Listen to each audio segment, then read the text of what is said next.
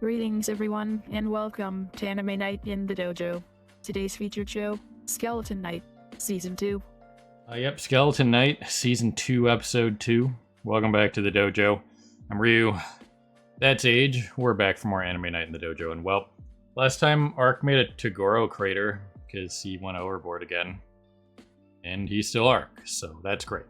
Everything we talked about last time, check it out. That's what the show looks like it's going to continue. Looks like we'll be getting more of Arion's sister, potentially. A lot more of Chiyome's like Ninja Village stuff based on the ED and stuff like that, so that should be cool. But you always got to take the OP and the ED with a slight grain of salt, but most of the time it shows off what's probably going to happen in the season, or at least characters that are going to be involved. So, yeah. That is what it is. Again, my source material knowledge is only up until the end of last season. I did not continue reading because it was anime only until we watched it, and then I read it to see how many changes there were. And once again, there are a couple little things, but they weren't like major. They were just like when he meets Ponta was slightly different, and a couple other things that were just slightly different.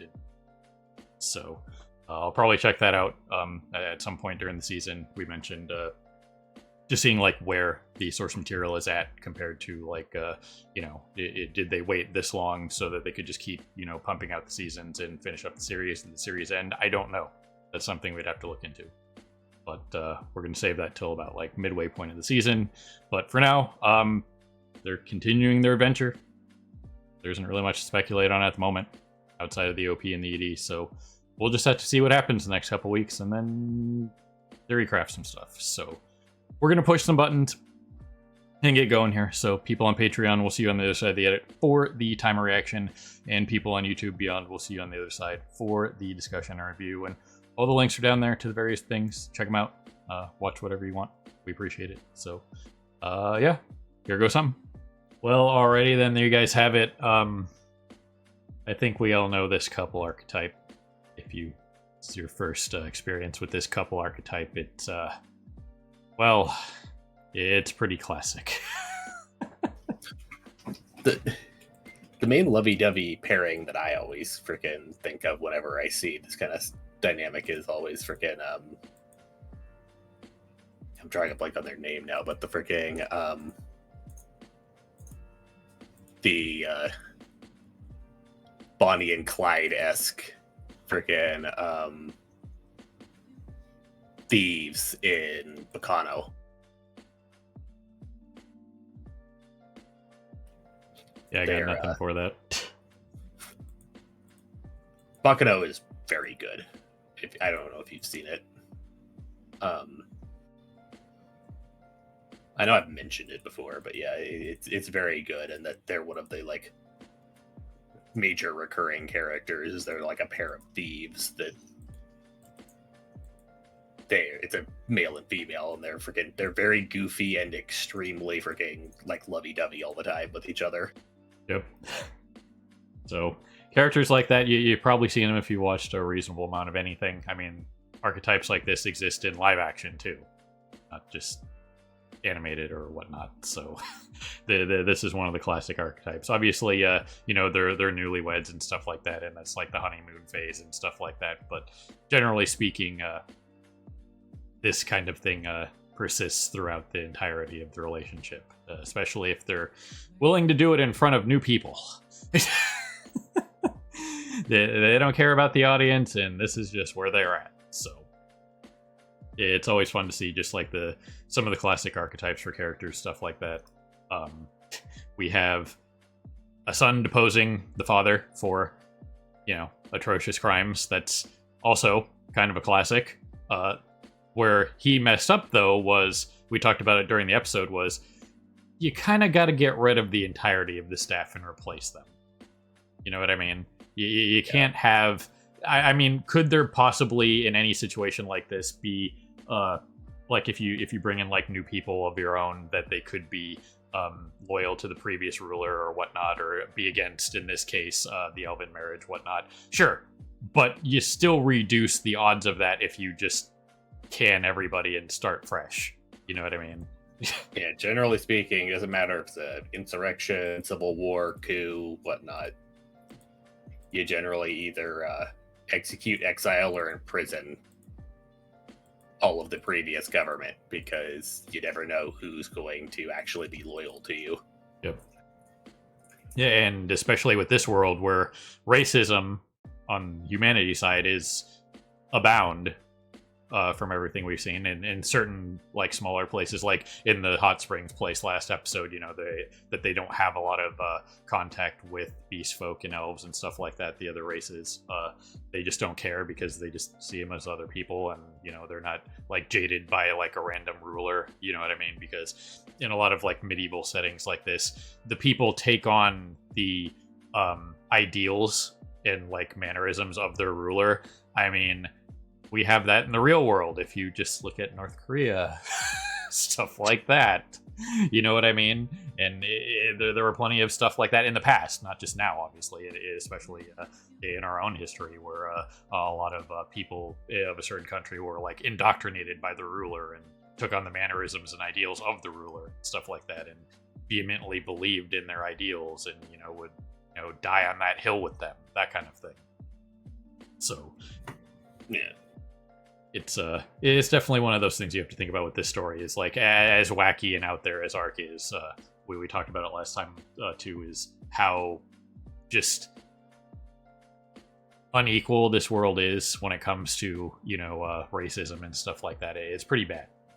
So. Basically everyone is racist to everyone. The main problem really with the humans is just the fact that the humans are the majority and in control, and we have seen that there's a pretty extensive bit of corruption going around in the government right now with all the slavery and whatever backroom deals the princes are doing and whatnot.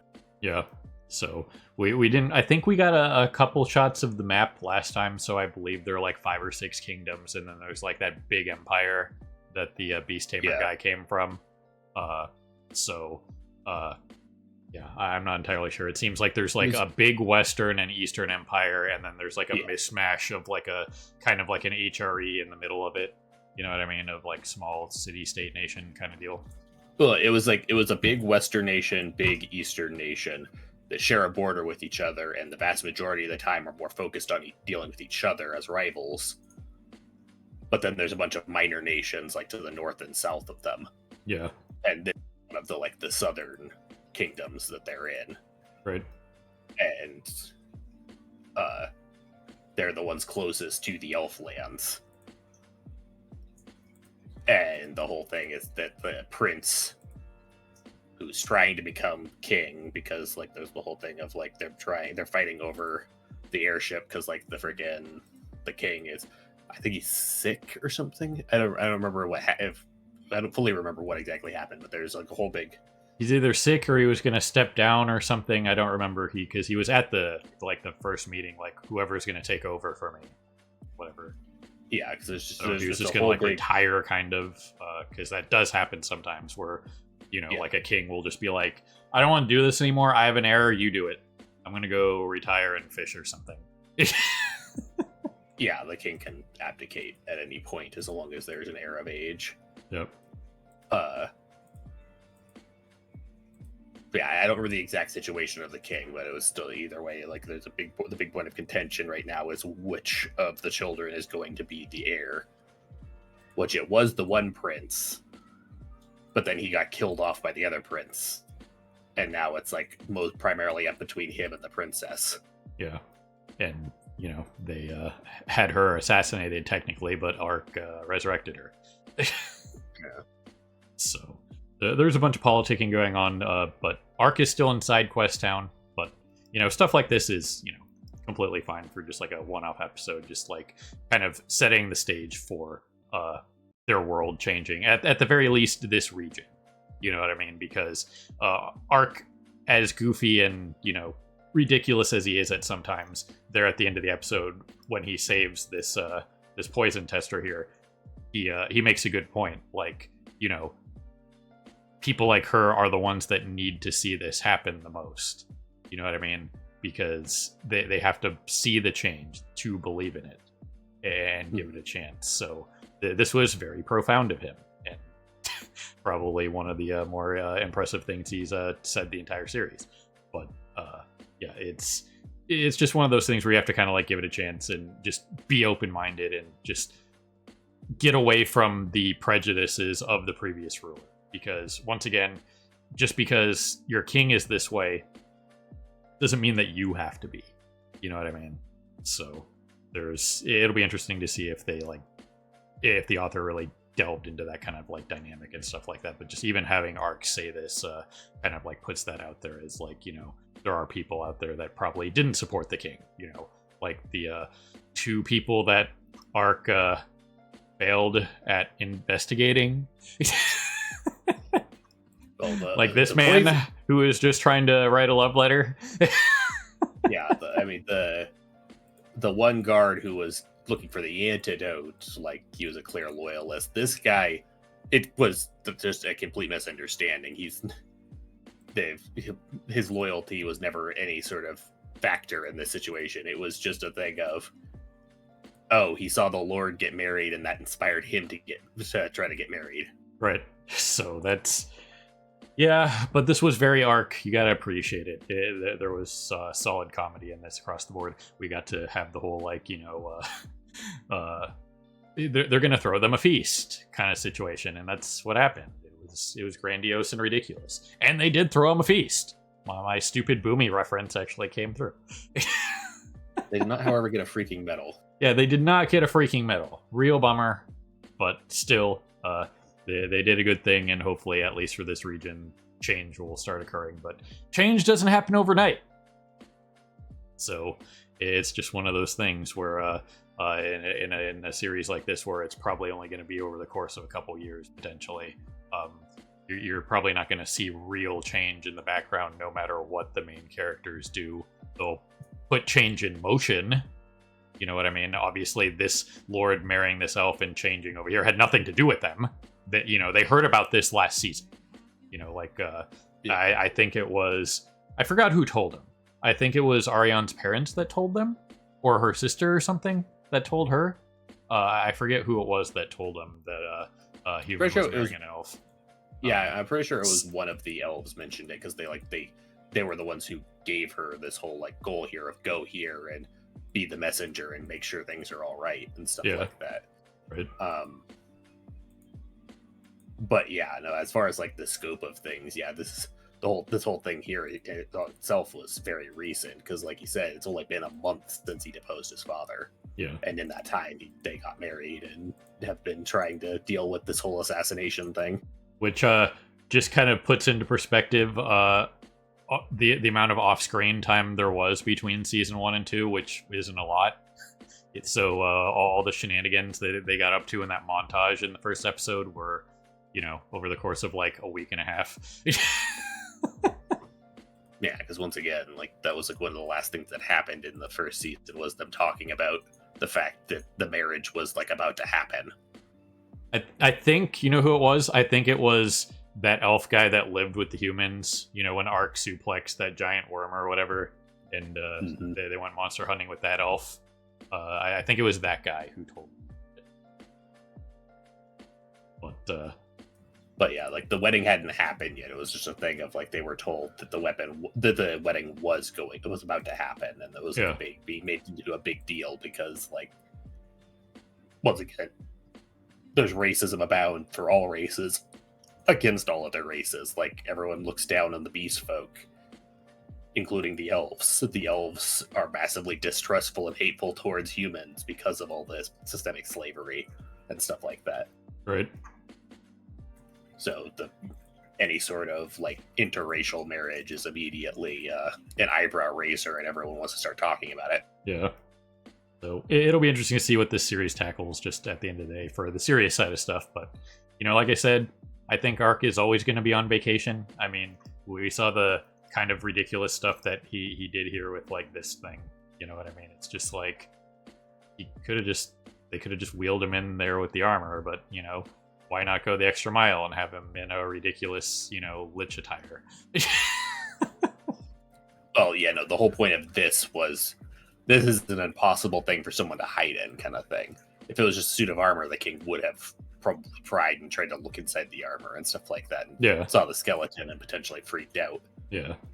In this case, it's just a skeleton all dressed up like it's something that they intended to bury or something. Right.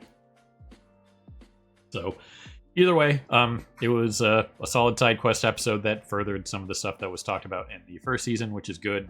Furthering the elf-human relation stuff that is going on, because the princess of the Rodent Kingdom has her relationship with the elf hierarchy that we saw at the end of the season as well. So we'll just have to see what happens with that. But I still think that the bigger part of this season is probably going to be Chiome's ninja stuff, because of all the stuff that we see in the ED. You know what I mean? All the characters that were shown off were very shinobi-esque and stuff like that. And, we'll just have to see what happens. But, Yeah, we still haven't really gotten a whole lot of Chiome or the ninja faction at all. Either the first season was pretty much entirely centered around the elves, with Chiome only making a couple brief appearances, really. Yeah. So it'll be interesting to see where they go from here. But another solid episode for what it was. And using doors is overrated. How are you supposed to make a grand entrance? By coming through a door? I guess you could kick it down. What is everyone's obsession with that wall? We have a door. Yeah, it's like the Kool-Aid Man. You can't keep saying, "Oh yeah," in my courtroom, because the freaking Kool-Aid Man is just going to keep showing up. You guys know that reference? Bravo. So, anyway, looking forward to seeing what the season does, and as long as it keeps doing this, then it'll be totally fine, fun, and enjoyable, and that's all we expect out of the show. So, yeah. You got anything else for this one, Age?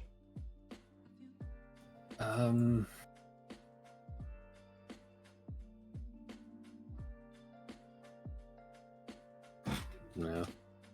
Alrighty then. Well then, ladies and gentlemen, people of YouTube, beyond whoever watching, as always, we appreciate you stopping by and hanging out with us here in the dojo for more Enemy Night in the dojo. And this was Skeleton Knight, Season 2, Episode 2.